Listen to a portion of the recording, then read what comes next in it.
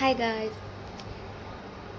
very good morning to all my YouTube family.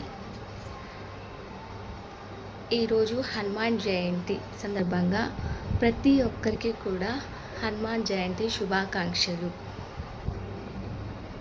ప్రతి సంవత్సరం మనం ఇలాగే హనుమాన్ జయంతి ఘనంగా జరుపుకోవాలని మనస్ఫూర్తిగా కోరుకుంటున్నాను. జై బోలో హనుమాన్ కి జై.